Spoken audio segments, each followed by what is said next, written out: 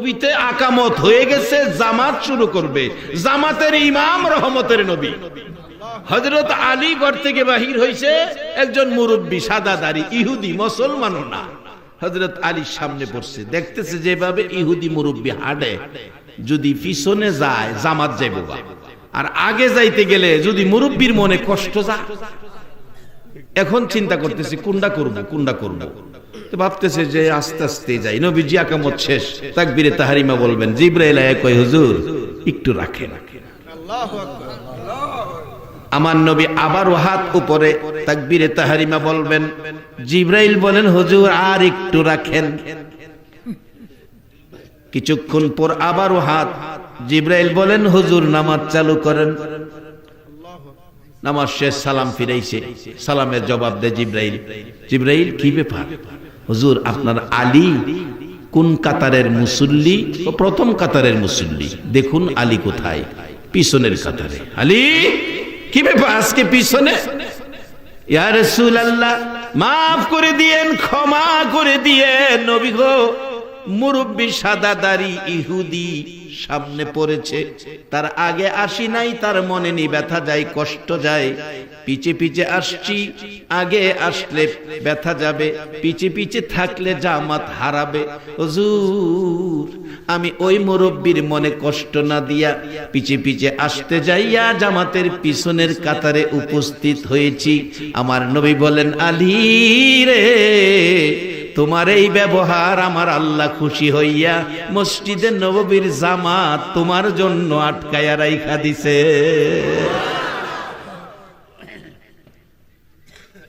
ও মুসলমান, এগুলি হবে মুসলমানদের কাজ। তোমাদের এই আচরণ দেখে বিধর্মী কাছে পিছে থাকলে তারা যেন বলে, হায় রে মুসলমানের ব্যবহার কত সুন্দর, তাহলে তোমার মুসলিম জীবন সার্থক। নামাজ পড়েও কি আরেকবার গাতের পানি চাইরা দিবা? এ মুসলমান আল্লাহর দরকার নাই। আল্লাহ কোরআনে বলছে পুরাপুরি ভাবে, ওয়ালা তামুতুন্না ইল্লা ওয়া আনতুম মুসলিমুন। মুসলমান না হইয়া মইরো না, কবর আয়ো না মুসলমান না হইয়া। কারণ মুসলমান না হইয়া কবরে গেলে জানো বিপদ হইব। আর যদি আখিরি নবীর উম্মত হইয়া কবরও যাইতারো, আল্লাহু আকবার। কোরআন বলছে বাল আহইয়াউন ইনদা রাব্বিহিম ইরযাকুন। দুনিয়ার মানুষ যেমন তিন বেলা খায়, আল্লাহ কয় আমি আখিরি নবীর উম্মতের কবরও তিন বেলা জান্নাতের খাউন খাওয়ায়। এই আল্লাহ আছে না? হলো আসে। বাউন্ডারি করাল বাড়ি মারে, কি কথা লইয়া রাগারাগি কইরা মারে কাইটা তিন টুকরা করছে। বাবারে বেহেশত যাইতা, যাইও বেহেশত। ইটালির থেকে টেলিফোন, হুজুর আমরা সারা ইটালি আপনাকে নিয়ে আলোচনা করছি, আপনার ওয়াজ বাস্তব। কেমন? ইটালি একটা বাংলাদেশি ছেলে মারা গেছে, যার বাড়ি বরগুনা, বরিশাল বরগুনা। হুজুর হসপিটালে মারা গেছে ছেলেটার স্ত্রীর নামে অ্যাকাউন্ট নাম্বার নিয়ে টেলিফোন করলাম স্ত্রীকে, তোমার স্বামী মারা গেছে, টাকা পাঠাও, লাশটা দেশে পাঠাই। স্ত্রী বলছে, আল্লাহ সাক্ষী মিথ্যা কথা বললে জিহ্বাটা কেটে লেব। ওই ইটালির থেকে ফোন করে 15 মিনিট কথা। হুজুর বললাম টাকা পাঠান, আপনার স্বামীর লাশটা দেশে পাঠায়। স্ত্রী বলছে হায়াত নাই, মারা গেছে, লাশ আইনার কি লাভ হবে? যদি সিস্টেম থাকে হেদে সেই মারি দেলাই। ঢাকা উত্তরা বাড়ি করছে, স্ত্রী উত্তরা থাকে। টেলিফোন করছি হুজুর ভাইদের কাছে, ভাইয়েরা ভাই মারা গেছে, খবর শুনে কাঁদতে শুরু করছে। ডাকতেছে, ভাইরা ভাই তো টাকা রোজগার করে, আমরা 10 টাকাও দেয় নাই, স্ত্রীর নামে অ্যাকাউন্ট, আমরা 10 টাকাও পাই নাই, আমরা গরিব মানুষ। তোমাদের কাছে অনুরোধ করি আমার ভাইয়ের লাশটা তোমরা পাঠাইয়া। মার কাছে টেলিফোন করলো, মার কাছে টেলিফোন করলো, আপনার ছেলে মারা গেছে। এই খবর টেলিফোন দেওয়ার আগেই ছেলে মারা যাওয়ার সাথে সাথে বলুন মার কাছে খবর আইছে কিনা? মা বিছানায় শুয়া শুয়া রে মা কান্দে। আশপড়শি মানুষগুলো জড়ো হইছে, প্রশ্ন করে জিজ্ঞেস করে কেন কান্দেন? দরদি মা জবাব দেয় জানি না কেন কান্দি, একটা কথাই জানি, কেন জানি আমার কলিজায় আগুন লাগছে। বলুন দেশে হোক আর বিদেশে হোক, সন্তান যদি কোনো বিপদ অ্যাক্সিডেন্টে পড়ে দুনিয়ার কেউ জানে না, বলুন খবর আগে জানে কে? আরে মা বাবার কথা মতো যেজন চলে না, বলুন মা বাবার কথা মতো যেজন চলে না, আল্লাহ নবীজির দয়া তারা পাবি না। আইরে আল্লাহ নবীজির। মা বাবাকে দুঃখ দিলে নামাজ রোজা যাই বিফলে, মা বাবাকে দুঃখ দিলে নামাজ রোজা যাই বিফলে, মার কলিজায় আঘাত দিলে খোদা সহে না, মার কলিজায় আঘাত দিলে খোদা সহে না, আল্লাহ নবীজির দয়া তারা পাবি না। আইরে আল্লাহ নবীজির দয়া। মা খবর পেয়ে গেল, কলিজায় আগুন জ্বলল, টেলিফোন করছে ছেলেটা মার কাছে, শোনা যায় মা বিনায়া বিনায়া কান্দে। ছেলেটা বলেন হুজুর প্রশ্ন করলাম কাঁদতেছেন কেন? একটা খবর শোনানোর জন্য টেলিফোন করেছি। মা জবাব দিচ্ছে কি খবর শোনাইবি রে? খবরের আগেই দিয়ে আমার কলিজায় আগুন জ্বলতেছে। খবর শোনার আগে যার কলিজায় আগুন জ্বলে গো, বলুন এই মানুষটাকে? এই মা বাবারে যদি কেউ মশা কামড় দেওয়ার ব্যথা দিয়া থাকো, মনে রেখো নামাজ রোজাই তোমার কাজ হবে না। বহুত নামাজি রোজাদার আমলদার জাহান্নামে যাইব, কোরআন বলছে আমিলাতুন নাসিবাতুন তাসলা নারান হামিয়া। মা ডাকতেছে, এরে বাবা আমি তো কান্না থামাইতে পারতেছি না, টেলিফোন করে কি বলবি বল। মাগো আপনার ছেলে মারা গেছে, এবার বলুন মার কান্না বাড়ছে না কমছে? তাই তো কবি বলছে মায়ের কান্দন যাবজ্জীবন, 2-4 মাস বনের কান্দন রে, ঘরের পরিবারের কান্দন কয়েকদিন পর থাকে না। দুঃখের দরদি আমার জনম দুঃখী মা, দুঃখের দরদি আমার জনম দুঃখী মা। ওই ছেলেটা বলছে হুজুর মা কথা বলতে পারে না, এই খবর শুনে কান্নার জন্য ডাকতেছে। বাবা আমার ছেলের লাশটা তোমরা আমি মার কুলে ফিরাইয়া দাও। যেইভাবে ছোট কালে প্রস্রাব পায়খানা করছে, নাকে দুর্গন্ধ লাগে নাই, আমি মা আমার ছেলের মৃত লাশটা পৌঁছাইয়া দাও।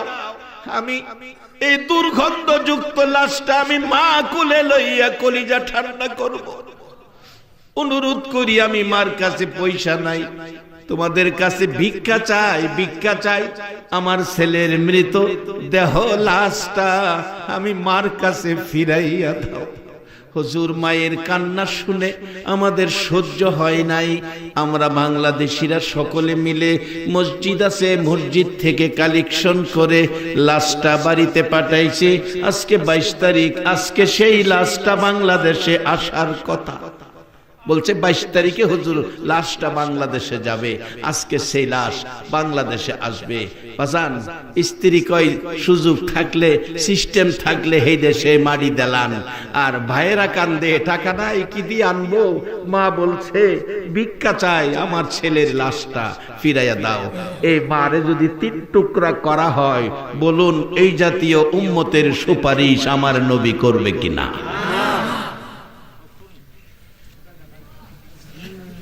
আমি তো বাধা পাচ্ছি 15 ফারের মধ্যে ছেলে মেয়ে হোক বাংলা বাজান ও সব মা বাবার সাথে করতে জি, এটারই তো বুঝাইলাম। এটা মশা কামড় দেওয়ার ব্যথাও যদি মা বাবারে দেয়, এটাই কোরআনে বলছে উফিউ ওয়ালা তানহারহুম। এই দিকে গেলাম, আমি যেটার মধ্যে আসি এটার মধ্যে থেকে আলোচনা। বাজান আল্লাহ কইছে রুকু সিজদার মাধ্যমে রবের ইবাদতের পরে ভালো কাজ করেন। অন ভালো কাজটা এমনই করছে, মারে কাইটটা 3 টুকরা করছে। ছোট ছেলেটা ঢাকায় থাকতো, সুসন্তান হইলে মার জন্য, মা যেমন সন্তানের জন্য কলিজা জ্বলে, সুসন্তান হইলে মা বাবার জন্য হেরো কলিজা জ্বলে। ডাকাত থেকে মনে অশান্তি, কি হলো কি হলো কি হলো, বিকাল বেলা বাড়িতে আইছে। বাজান 10টা মাস পেটে লইয়া কি কষ্ট যে মা করছে, কোরআন শরীফ আইছে। এই মা যদি দুনিয়ার থাকে, আল্লাহ হায়াত দেখ, সেজন্য দোয়া হবে। আর যদি মা বাবা দুনিয়ায় না থাকে, আল্লাহ কবরে জান্নাতের শান্তি দেখ, সেজন্য দোয়া হবে। দোয়া পর্যন্ত থাকতে আপনারা রাজি আছেন না? আল্লাহ কবুল করো, সকলে বলুন আমিন। বলতেছিলাম ছোট ছেলেটা কয় কি হলো কি হলো, কেন আমার অশান্তি? বিকাল বেলা বাড়িতে আইছে, বাড়িতে আইসা ডাকতেছে মা কই, মা রে দেখি না। তার ভাইয়ের বউ কইতাছে তোমার মা মনে হয় তোমার বোনের বাদ গেছে।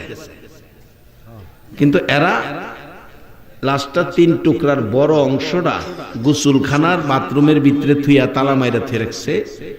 ছোট একটা অংশ 2 ঘরের ফাঁকো ফালায় রাখছে। নারী বুড়িটি উড়ানের মধ্যে গর্ত কইরা মাটির নিচে গাইরা লাইছে। একজন মহিলা দেখছে মাটি গর্ত করতেছে, বাউন্ডারি করার বাড়ি তো, দূরতে জিজ্ঞেস কি করো? লাউ গাছ লাগাই। তে তোমার বাড়ি তুমি লাউ গাছ লাগাইলে, আমার তো কিছু কোয়ার নাই।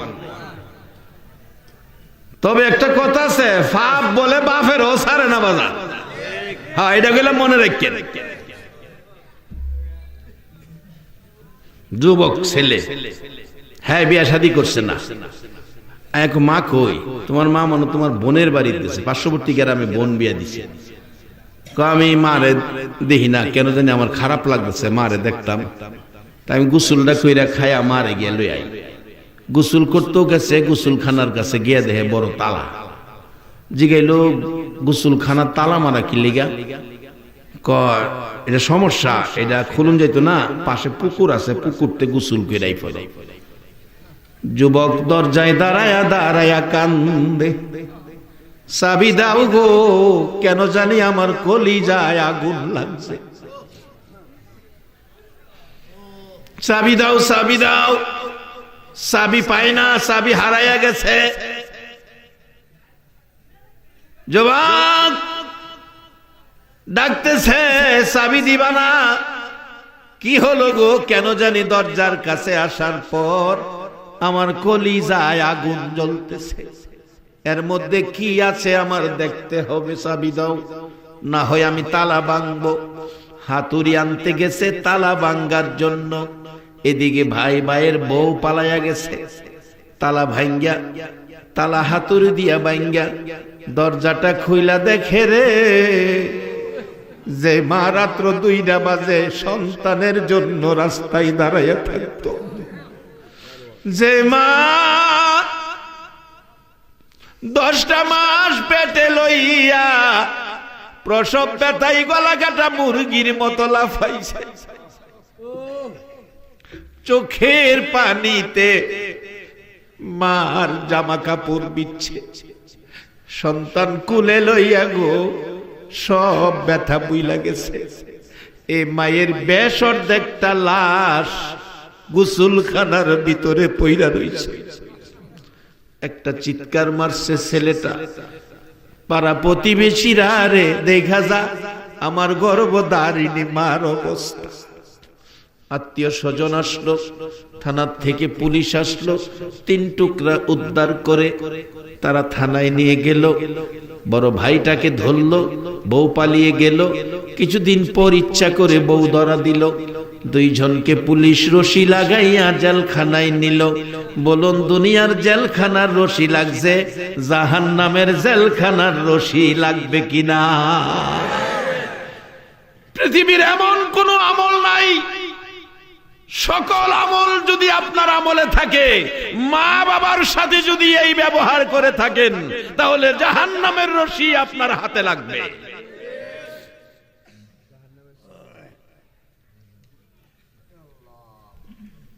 বাবারা, মা বাবা যার ঘরে আছে মনে করবেন জান্নাত আপনার ঘরে আছে। এক গায়ক গান গাইতেছে, জান্নাতের চেয়ে দামি আমার মা, মা গো জান্নাতের চেয়ে দামি আমার মা।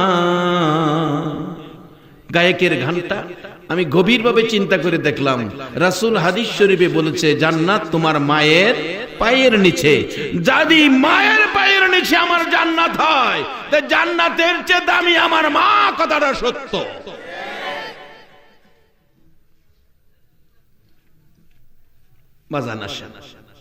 আল্লাহ বলছে জান্নাত দিব আমরারে। জান্নাত আল্লাহর দরকার নাই তো আমরারে দিব। জান্নাত নিবেন আপনারা, এখন নেওয়ার পথে আইছি। কিন্তু রুকু সেজদার মাধ্যমে ইমানদার যারা রুকু সেজদার মাধ্যমে ইবাদতের পরে এরপরে অফ আলুল খয়রা, ভালো কাজ করেন। ভালো কাজ যদি কমও করেন, খারাপ করেন না, খারাপ করেন না। আমি আজকে আপনাদের যারা আমার বয়সে বড় আপনাদের পায়ে ধরে বলি, যারা আমার ছোট আপনাদের হাতে ধরে বলি, বাজান ভালো কাজ যদি কমও করো, খারাপ কাজটা করো না। কারণ আজকে মুসলমান বিশ্বজুড়ে ঘৃণিত হয়ে গেছে, অথচ মুসলমান সকল শ্রেষ্ঠত্ব মুসলমানের। আখিরি নবীর উম্মতের শ্রেষ্ঠত্বের ঘোষণা আল্লাহ দিয়েছে, কুনতুম খায়রা উম্মাতিন উখরিজাত লিন-নাস। একবার বলুন আল্লাহু আকবার।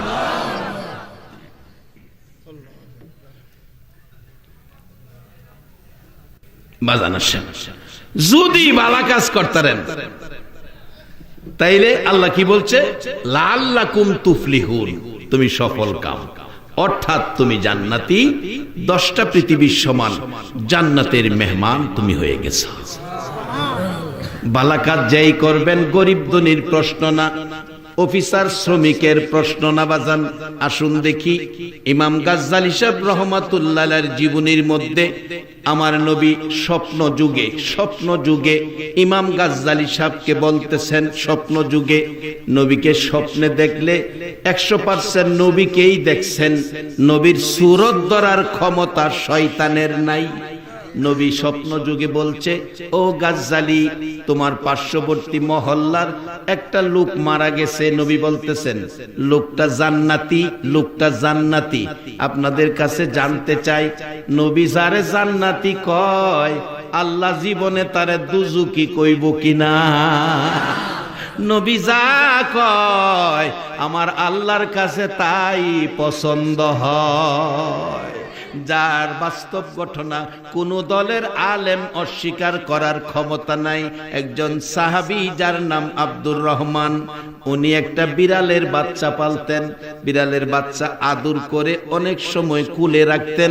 বিড়ালের শরীর বড় আরাম, ধরতে আরাম লাগে। বাচ্চা কুলে নবীর সামনে চলে গেছে। নবী দেখা কয়, ইয়া আবি হুরাইরা, ও বিলার বাপ। আচ্ছা একটা সত্য কথা কইবেন, মানুষ কি বিলার বাপ হওয়া সম্ভব?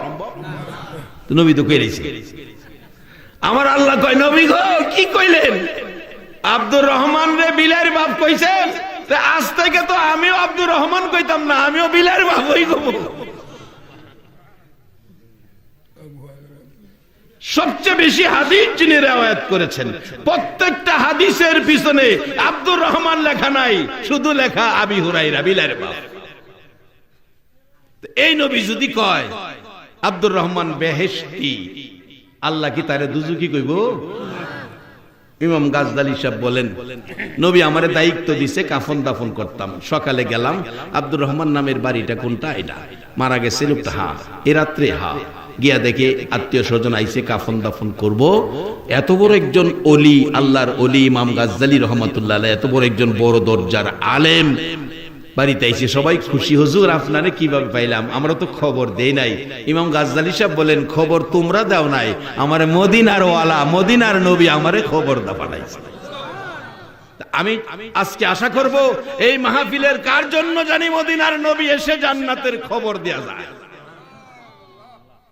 এই নসিব নিয়ে আমাদের হয়ে যায়। শেষ দিকে যাচ্ছে, অবশেষে নবীজি খবর দিয়ে গেলে গাজদালি পৌঁছলে ডাকতে চাচা আব্দুর রহমান কি করত, কি আমল করত? একজন বলছে, হুজুর আব্দুর রহমান হাফেজও না আলেমও না, একজন সাধারণ শ্রমিক, একজন কাঠ মিস্ত্রি, কাঠের কাজ করত, কিতাবে লিখছে কাঠের কাজ। আমল কি করত? আমল সম্পর্কে তো আমরা বলতে পারি না, সাধারণ। তাহলে তার স্ত্রীর সাথে কথা বলি, পর্দা করে দাও, পর্দা করে দিল, পর্দার ভিতরে স্ত্রী, বাহিরে ইমাম গাজদালি। কি কন? মুসলমানদের পর্দা করা কি কয় না, মুসলমান পর্দা করা। আমাদের দেশে তো এই চরিত্রে অভ্যাস নাই।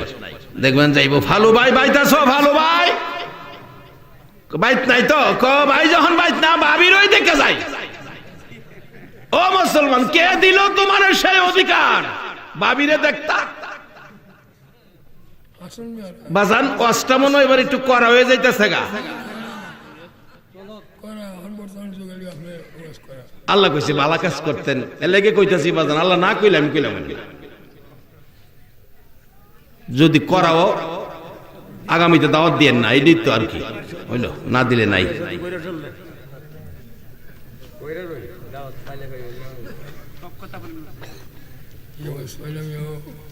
গাজদালি সাহেব রহমাতুল্লাহ আলাইহি কত বড় দরজার আলেম, ডাকতেছে, মা। মহিলারা কাঁদতেছে, মাগো তোমার স্বামী কি আমল করতো বলো তো, যার বিনিময়ে রাসূল এসে জান্নাতের খবর দিয়া গেল। মহিলাটা কান্দে আর ডাকে, হুজুর আমার স্বামী একজন কাঠ মিস্ত্রি ছিল, আলেম ছিল না, হাফেজ ছিল না। একজন হাফেজ আলেমের দাম অনেক বেশি, একজন হাফেজ একজন আলেমের দাম অনেক বেশি। একটা আলেম যদি অপরাধ করে হাসরের দিন আমার আল্লাহ বিচার করবে, ঠিক সাধারণ মানুষের সামনে বিচার করবে না, কারণ তারা নাইবে নবী নূরের পর্দা টানায়া বিচার করব। পর্দার ভিতরে মানুষের দেখাইতে না।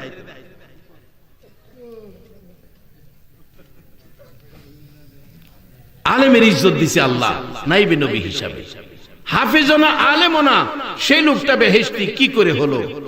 মহিলাটা কান্দে আর ডাকে, হুজুর দুইটা আমল করতে দেখেছি গো হুজুর। একটা আমল হলো কাঠ মিস্ত্রি, কাঠের দুইটা মাথা সাইটা জোড়া দিবে, জোড়া দেওয়ার পরিবেশ করে মাঝখানে লোহা তার কাটা মারবে, হাতুড়ি উপরে উঠাইছে, লোহার উপরে আঘাত করবে, একেবারে পিছনের দিকে হাতুড়ি নিচে আঘাত করবে। হুজুর এই সময় যদি মসজিদের মিনারায় আল্লাহু আকবার আজানের ধ্বনি তার কানে আসে গো, পিছনের হাতুড়ি আর সামনে আনে না, পিছনের হাতুড়ি পিছনে ছাইরা দিয়া দৌড়াইয়া মসজিদের মেহমান হইয়া যা। একটা আমল হুজুর দেখছি, আর একটা আমল আছে হুজুর। কি আমল? আপনার সামনে একটা কাঠের থাক দেখা যায়, বাবা একটা থাক আসেনি, আছে একখান কোরআন শরীফ আসেনি, দেখেন আছে। হুজুর আমার স্বামী কোরআন পড়াও জানে না। বাবা কারারে আজকে সে কোরআনের মাজলিসে বসে আছো, কোরআনে হাফেজের মাথায় পাগড়ি, সেই অনুষ্ঠানে ঘন্টার পর ঘন্টা সময় দিয়েছো, কোরআন কি করে দেখো। ডাকতেছে হুজুর আমার স্বামী কোরআন পড়াও জানে না, এশারের নামাজ পড়ে ঘরে আসে, অন্য মানুষ খাইতে বসে বিছানায় শুয়ে ঘুমাইতে যায়। হুজুর আমার স্বামী আল্লাহর কসম গো বিছানায় শুই না, খাইতে বসে না, টান দিয়া কোরআন শরীফ বুকে লাগাইয়া পাগলের মতো কান্দে। মাবুদ কি মানুষ বানাইলা রে, তোমার কোরআন পড়তে পারি না। হুজুর তারপরে দেখছি বালিশের উপর কোরআন শরীফ রাইখা এতিমের মতো চোখের পানি জর্জর করে পড়ে, আর কোরআনের পাতা পাতা উল্টাইয়া একবারে প্রথম দিকে যায়, প্রথম থেকে হুজুর আঙ্গুল দিয়ে লাইনে লাইনে আঙ্গুল ঘুরায়, আর এতিমের মতো কান্দে, চোখের পানি কোরআনের পাতা ভিজে। কোরআনের লাইনে লাইনে আঙ্গুল ঘুরাই, পড়া জানে না, আঙ্গুল ঘুরায় আর কান্দে। এই পারে এইভাবে 2, 3, 4 পারা কোরআনের লাইনে লাইনে আঙ্গুল না ঘুরাইয়া আমার স্বামী কোনোদিন ঘুমাই না। এই দুইটা আমল আমার স্বামীকে করতে দেখেছি। ইমাম গাজ্জালী সাহেব রহমাতুল্লাহ আলাইহি বলেন, আমি টান দিয়া কোরআন শরীফ নামাইয়া খুইলা দেখি পৃথিবীর মানুষেরা রে, কোরআনের পাগল রে, এই লাইনে লাইনে চোখের পানি এখনো দেখা যায় রে বাবারা ভাইরা। সেই কোরআনের প্রতিষ্ঠান আপনাদের এলাকায়, কোরআনের পক্ষে থাকুন, আজান দিলে মসজিদে যান। আমার নবী কোন দিন জানি আপনার ঘরে এসে জান্নাতের খবর শোনাইয়া যায়। জীবনে ভালো কাজ করেন, খারাপ কাজটা করেন না। মুসলমানের জন্য খারাপ কাজ করা মোটেও উচিত না। যারা আজকের আলোচনার পর অন্যায় থেকে নিজেকে ফিরাই আনবেন, আল্লাহ বলছে ওয়া আম্মা মান খাফা মাকামা রাব্বিহি ওয়া নাহান নাফসা আনিল হাওয়া ফা ইন্নাল জান্নাতা হিয়াল মাওয়া। যারা নিজেকে অন্যায় থেকে বাঁচায়া ভালো কাজে যায়, আল্লাহ তাকে জান্নাতুল মাওয়া পুরস্কার দেয়। আজকের এই মাহফিলের সকলকে যেন আল্লাহ জান্নাতুল মাওয়া পুরস্কার দেয়, সে আশা ব্যক্ত করে আমি আমার আলোচনা এখানেই শেষ করে দিলাম।